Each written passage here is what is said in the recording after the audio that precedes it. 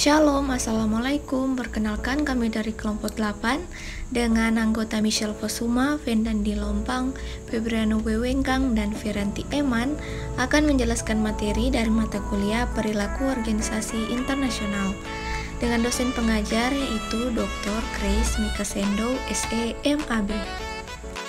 Materi yang akan kita bahas yaitu mengenai pengaruh politik dan kekuasaan di dalam organisasi.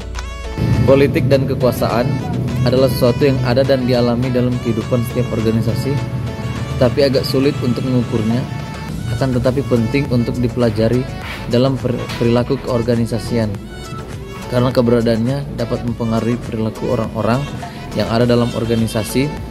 Politik dan kekuasaan tidak hanya terjadi pada sistem pemerintahan, namun politik juga terjadi pada organisasi formal, badan usaha, organisasi, keagamaan, kelompok, bahkan pada unit keluarga.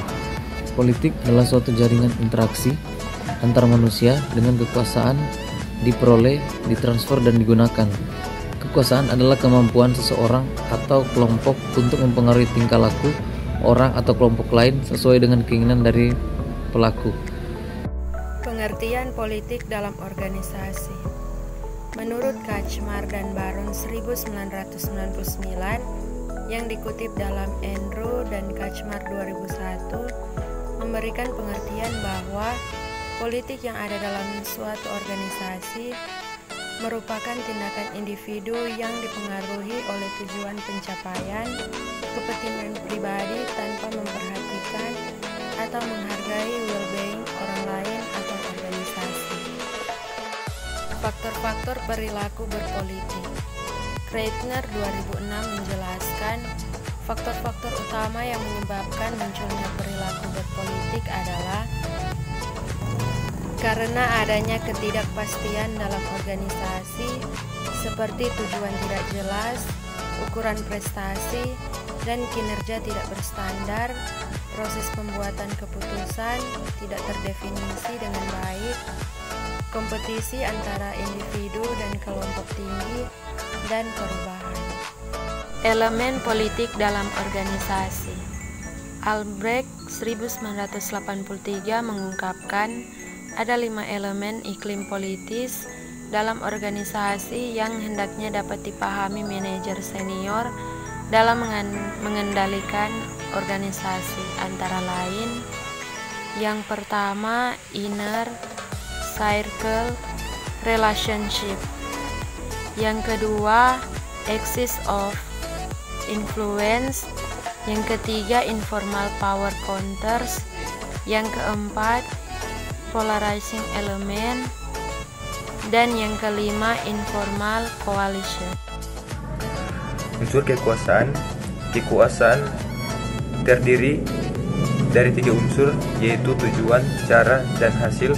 Kekuasaan dapat digunakan untuk tujuan yang baik dan yang tidak baik.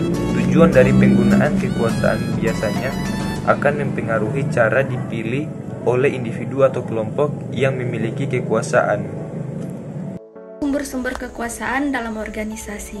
Kekuasaan berdasarkan kedudukan memiliki pengaruh potensial yang berasal dari kewenangan yang sah karena kedudukannya dalam organisasi terdiri dari kewenangan formal.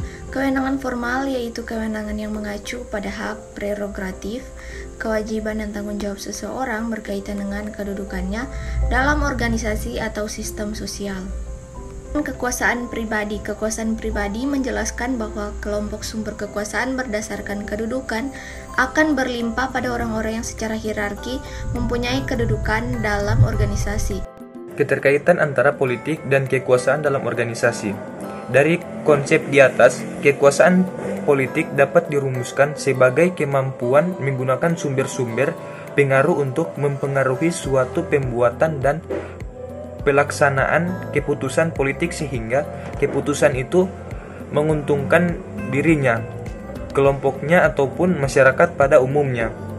Bila seseorang, suatu organisasi atau suatu partai politik bisa mengorganisasi sehingga berbagai badan negara yang relevan misalnya membuat aturan yang melarang untuk mewajibkan suatu hal atau perkara maka mereka mempunyai kekuasaan politik.